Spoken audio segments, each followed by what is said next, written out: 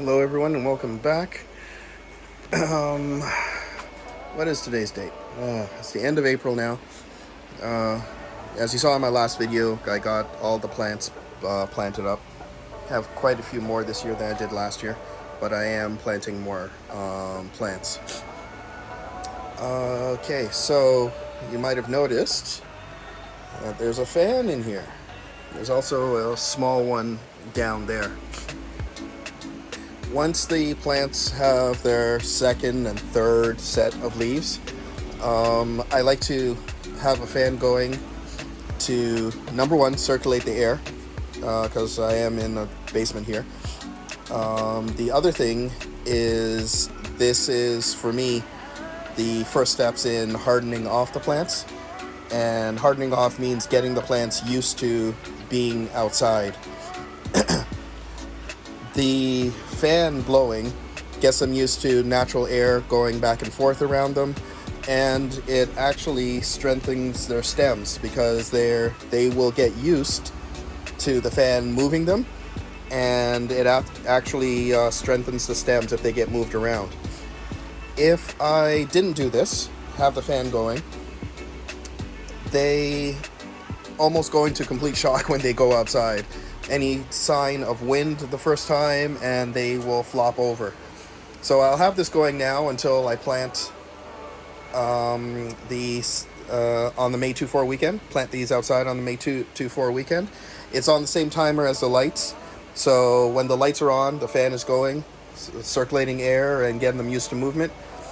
And when the lights are off, the fan stops going. So they have a bit of a rest. The other part of hardening off is introducing them to the ultraviolet light from the sun. So over the course of about a week, this is closer to the actual planting date.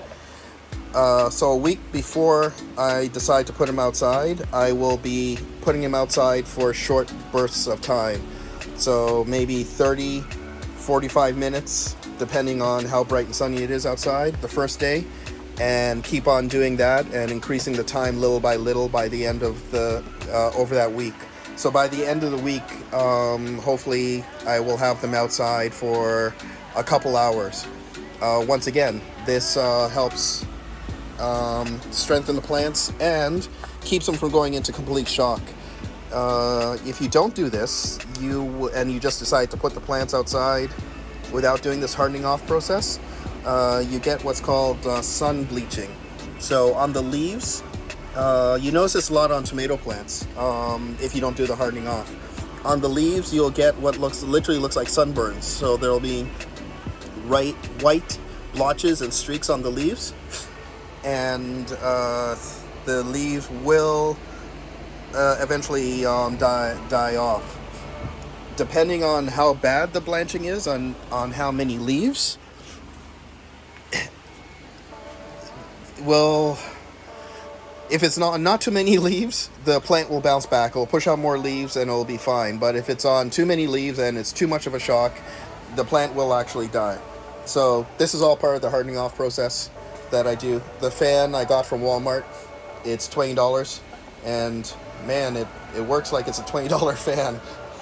I didn't want to spend like $80 on a fan, but when I first turned on this one, it was shaking like this, and then it was shaking like this again. So, but as long as it blows air, and it blows air, that's all you need. And have it at the lowest setting as well. You don't want to like blast these things across the room. Just as long as there's some movement, gentle movement on the plants and they feel it regularly, that's all you need. So it should be fine. I wanted to mention about the plants as well. If you look closely, you can see some of them are turning towards the light. And that makes sense because they will grow towards the light source. As part of my everyday routine, I come down here and I take out the trays and rotate them 180 degrees, so this front end goes to the back. And after I do that, I rotate the plants facing away from the light. If I wasn't doing this on a regular basis, all the plants on the edge here would have like a serious curve because they're always going towards the light. By rotating each one of the trays daily and the outside plants away from the light, during the course of the rest of the day, they will grow back straight and point towards the light. So it's just something that I do. You can see it here with the zinnias as well. They're pointing towards the light. The ones at the back there, they're pointing towards the light. The peas, not so much because they're busy climbing up the poles. But the other ones too, you can see they have a slight curve to it. And that's a daily thing. That's part of the daily maintenance. When I come and checking for the water, I'm also coming to see, to rotate the plants and the trays to make sure that they're pointing away from the lights. The one in the middle obviously would point up. The only other way around this would be to buy a more expensive, this is the one, the grow light, so the only way around this would be to buy a more expensive and bigger grow light, so I have more coverage. But I don't really need to do that because the size that I have actually works, and I'm down here anyways checking on the plants on a regular basis, and just part of the maintenance is rotating the trays, so I have no issues doing that. So that's what's going on there. At this point too, now that we have a good amount of actual leaves on here, we want to start thinking about fertilizing. So that's what all this is for.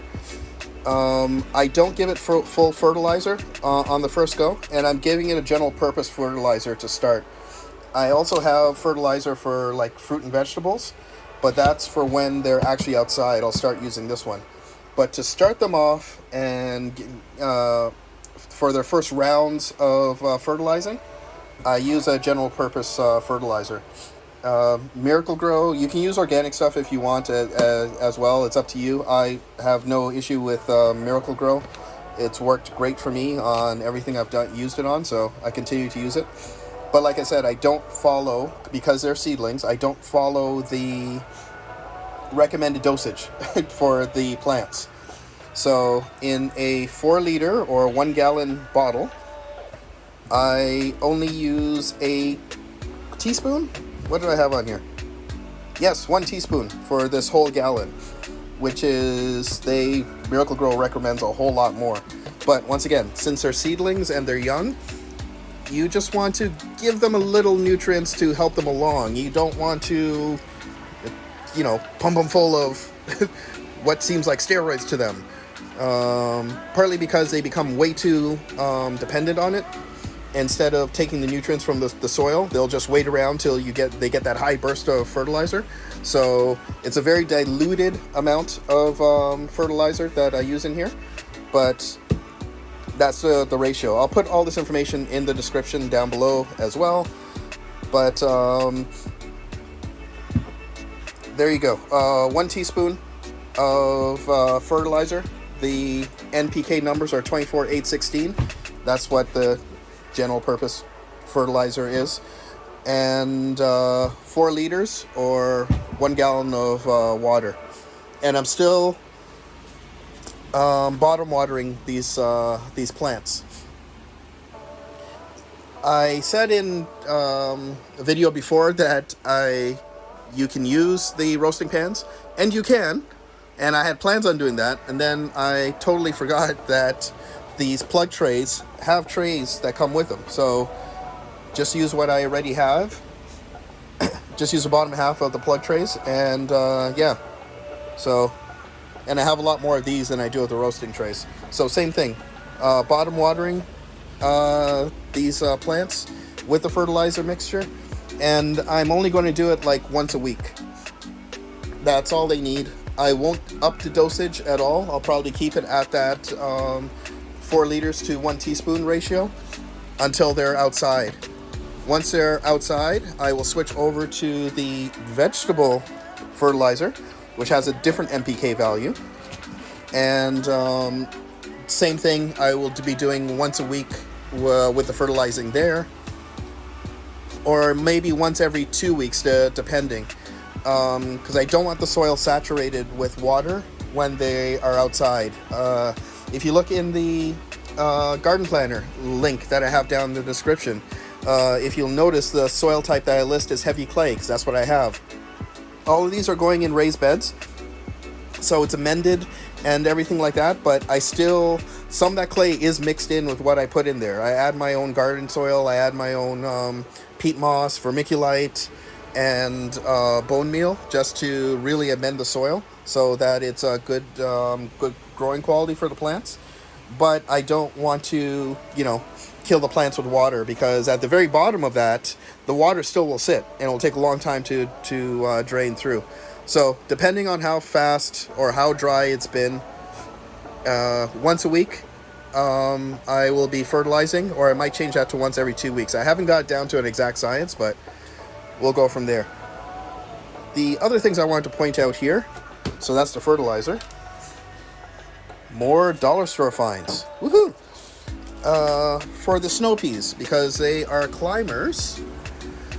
At this point, they are tall and will flop over if they don't have some kind of support. So that's what these little sticks are in there.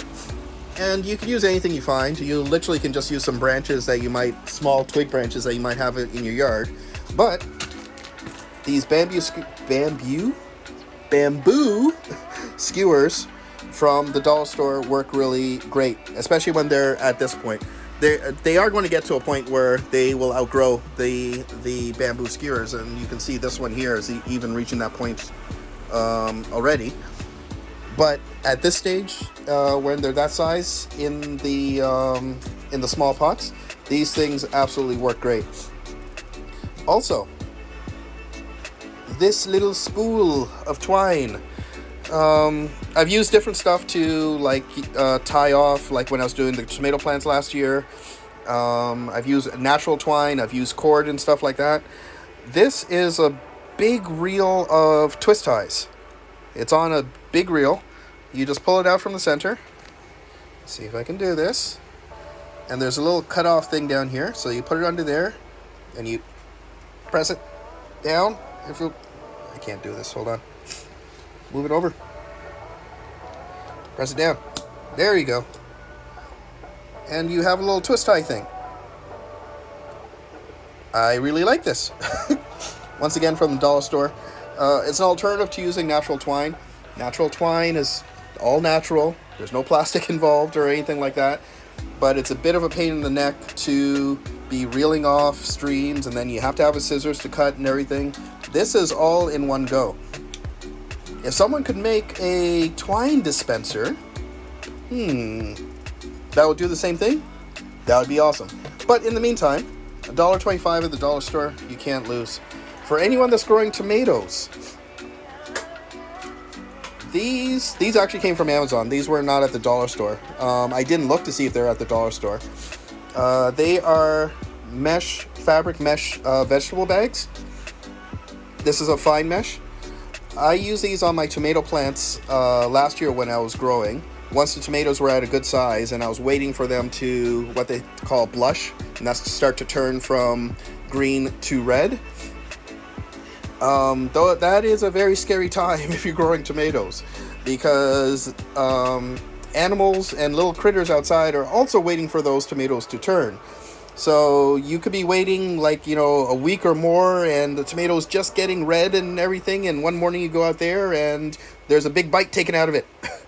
It's either been pecked at by birds, or I've heard squirrels can kind of sometimes bite at it.